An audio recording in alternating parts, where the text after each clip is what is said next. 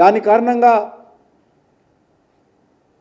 వేలాది మంది రైతులు ప్రతి సంవత్సరం తెలంగాణలో ఏదో ఒక కారణంగా నష్టపోతూ ఉన్నటువంటి పరిస్థితి ఈరోజు మనం చూస్తూ ఉన్నాం. అంతేకాకుండా రైతుల అకౌంట్లో 3 పైసలు ఏవైతే ప్రతి 4 నెలలకు ఒకసారి 2,000 రూపాయలు ఇస్తున్నామో, సంవత్సరానికి 6,000 రూపాయలు ఏవైతే ఇస్తున్నామో, ఒక్కో రోజు కూడా ఆలస్యం కాదు. ఏ ఒక్క రైతు ఏ రాజకీయ పార్టీ డిమాండ్ చేయాల్సిన అవసరం లేదు. ఏ ఒక్క పత్రికలో రాలేదని రాయాల్సిన అవసరం లేదు. నిర్దేశించినటువంటి రోజు ఒక్కరోజు ఆలస్యం కాకుండా గత అనేక సంవత్సరాలుగా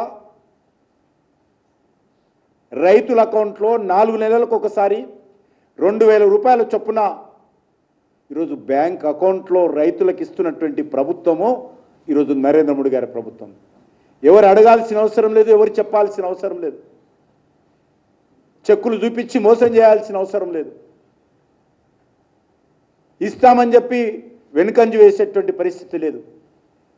పక్కా లెక్క ప్రకారం ఈరోజు రైతులకు డబ్బులు ఇస్తున్నటువంటి ప్రభుత్వము ఈరోజు నరేంద్ర మోడీ గారి ప్రభుత్వం. అది ఎరువుల సబ్సిడీ విషయంలో తీసుకున్నా, విద్యుత్ అందుబాటులో తీసుకొచ్చే విషయంలో తీసుకున్నా,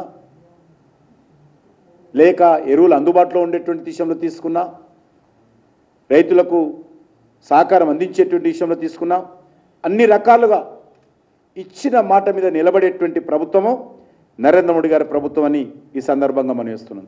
కానీ ఈరోజు చూస్తూ ఉన్నాం,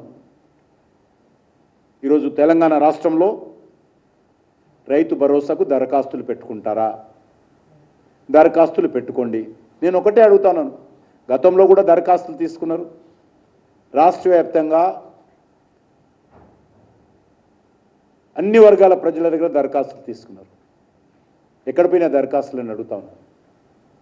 ఇటీవల సర్వే చేశారు మీరు, ఆ సర్వే రిపోర్ట్లో కూడా మీకు అన్ని రకాలుగా ఉన్నాయి. అంతెందుకు ప్రభుత్వం దగ్గర అన్ని రకాల వివరాలు ఉన్నాయి. రైతు భరోసాకు దరఖాస్తులు అవసరం లేదు.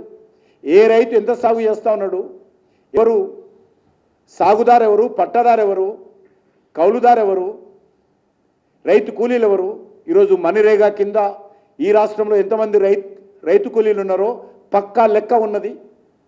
కేంద్ర ప్రభుత్వం మనరేగా కింద లక్షలాది కోట్ల రూపాయలు తెలంగాణ రాష్ట్రంలో కూడా గత అనేక సంవత్సరాలుగా రైతులకు పని దినాలు కల్పించడం కోసం ఖర్చు పెడుతున్నటువంటి పరిస్థితుల్లో ఇంకా దరఖాస్తులు ఎందుకని అడుగుతాను.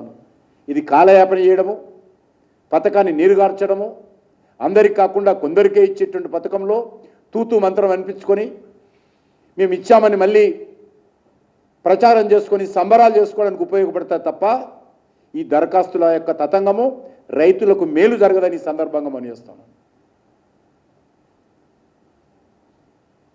అందుకే